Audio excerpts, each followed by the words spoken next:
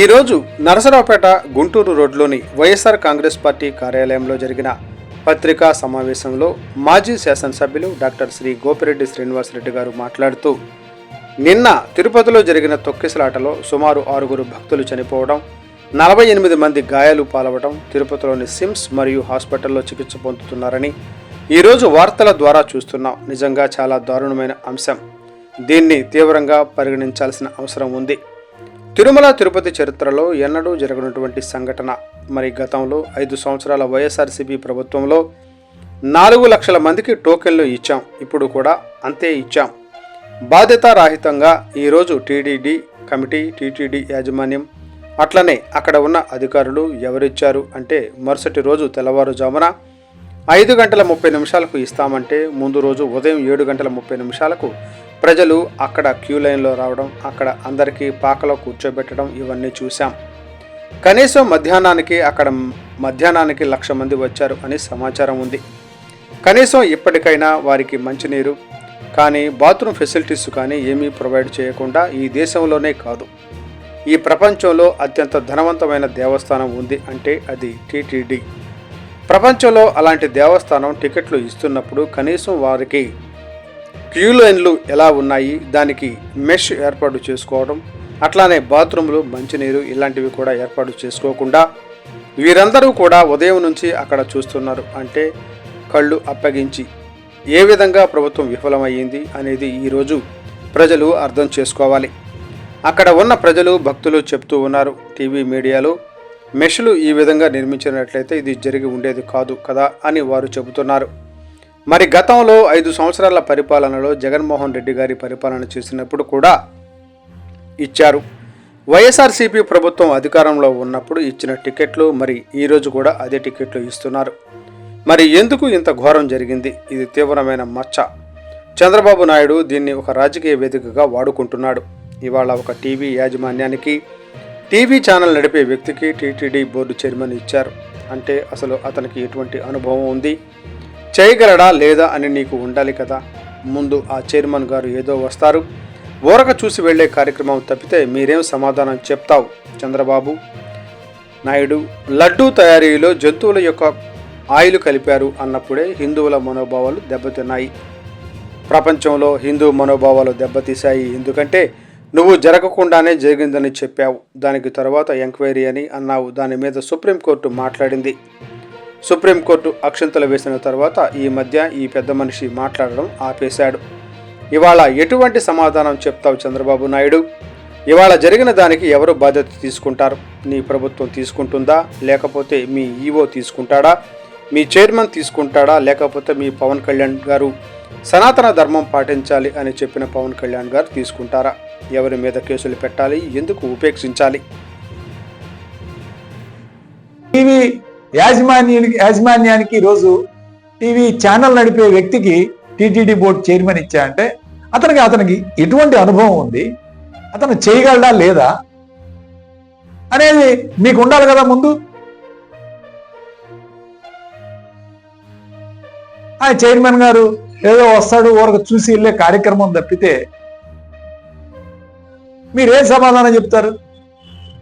అసలు చంద్రబాబు నాయుడు లడ్డూ తయారీలోనే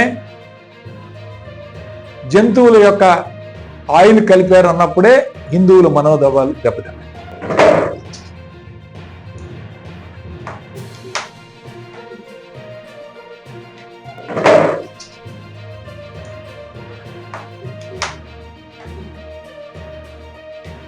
చాలా దారుణమైన అంశం.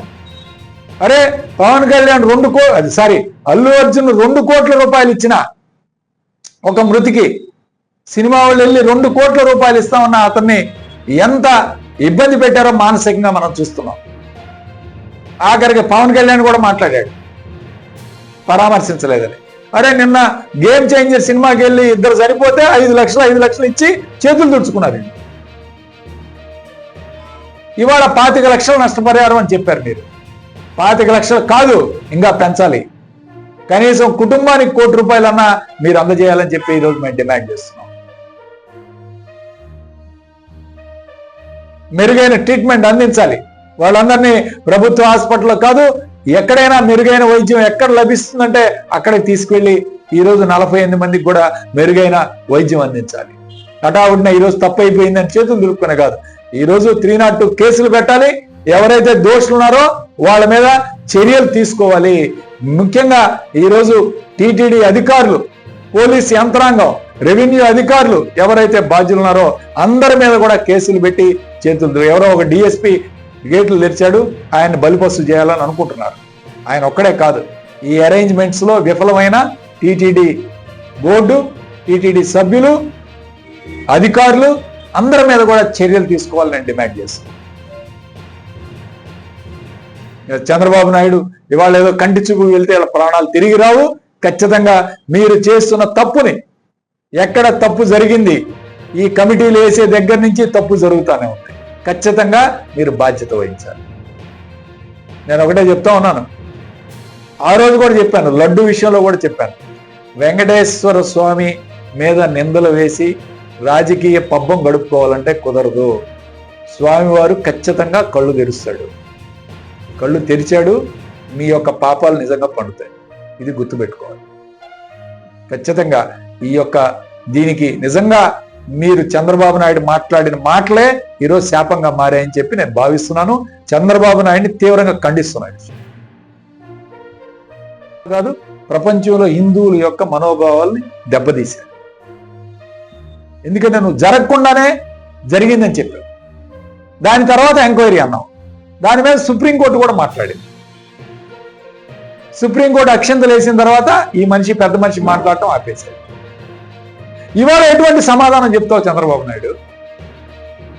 ఇవాళ ఏం జరిగిందనే దానికి ఎవరు బాధ్యతలు తీసుకుంటారు? మీ ప్రభుత్వం తీసుకుంటుందా, లేకపోతే మీ ఈవో తీసుకుంటాడా, మీ చైర్మన్ తీసుకుంటాడా, లేకపోతే పవన్ కళ్యాణ్ గారు మరి దాదాపు సనాతన ధర్మాన్ని పాటించాలని రాష్ట్రంలో ప్రచారం చేస్తున్న పవన్ కళ్యాణ్ గారు బాధ్యత తీసుకుంటారా? ఎవరి మీద కేసులు పెట్టాలి? ఎందుకు ఉపేక్షించాలి? ఈరోజు అడుగుతా ఉన్నాం. ఇదే పరిస్థితిలో జగన్మోహన్ రెడ్డి గారి హయాంలో జరిగినట్టయితే వీళ్ళు అసలు అనరాని మాటలు అనేవాళ్ళు. వీళ్ళంతా ఆయన అన్యమతస్థుడు, ఆయనకి హిందువుల మీద గౌరవం లేదు, కావాలని చేశాడని చెప్పి ఈరోజు దుష్ప్రచారం చేసేవాళ్ళ కాదా అని ఈరోజు ప్రజలను ఒక్కసారి అర్థం చేసుకోవాలని అడుగుతా ఉన్నాం. ఇదే జగన్మోహన్ రెడ్డి గారి ప్రభుత్వంలో జరిగినట్టయితే గగ్గోలు పెట్టేవాళ్ళు మీడియా వాళ్ళు, వాళ్ళ ఎల్లో మీడియా. చంద్రబాబు నాయుడు గగ్గోలు పెట్టేవాడు దేశమంతా. కడప నుంచి మనుషులు పంపించాడు, మనుషులు నెట్టారు, తలుపులు పగిలి అని కూడా చెప్పేవాడు. ఇంత దారుణమైన పరిస్థితి ఇదే జగన్మోహన్ రెడ్డి హయాంలో జరిగితే వీళ్ళు అసలు ఊరుకునేవాళ్ళేనా? ఏదో మీ హయాంలో జరిగింది, మీరేం చేస్తున్నారు? అరే, అల్లు అర్జున్ ఒక సినిమా చూడటానికి వెళ్ళాడు, ఆ తొక్కిసలాట్లో ఒక మనిషి చనిపోతే మీరు ఎంత రాజకీయం చేశారు? ఆయన మీద 302 కేసు పెట్టారు. ఇప్పుడు 6 చనిపోయారు. ఎవరి మీద కేసు పెట్టాలి? ఎవరు బాధ్యత తీసుకోవాలి? ఎస్, అల్లు అర్జున్ వెళ్ళాడు కాబట్టి జరిగింది. ఇప్పుడు టీటీడీ చైర్మన్ మీద పెడతారా, టీటీడీ ఈవోని పెడతారా, లేకపోతే ప్రభుత్వ పెద్దల మీద పెడతారా? పెట్టాలి, కేసులు పెట్టాలి. 6 కేసులు 302, 6 మృతి కేసులు పెట్టాల్సిందే అని చెప్పి ఈరోజు మేము డిమాండ్ చేస్తున్నాం. బాధ్యత వహించాలి. అమాయకుల జీవితాలను బలి తీసుకున్న ఈ టీటీడీ బోర్డును రద్దు చేయాలి అని చెప్పి మేము డిమాండ్ చేస్తున్నాం. ఇతను పనికి రాడు. ఇతను TV5లో మిడ్ నైట్ మసాలా వేసుకునే వ్యక్తి. ఇతన్ని తీసుకొచ్చి మీరు పుణ్యస్థలమైన తిరుపతి దేవస్థానం మీద కూర్చోబెట్టారు, దేవస్థానం దగ్గర కూర్చోబెట్టారు. నిజంగా ఇతనికి పనికి రాడు.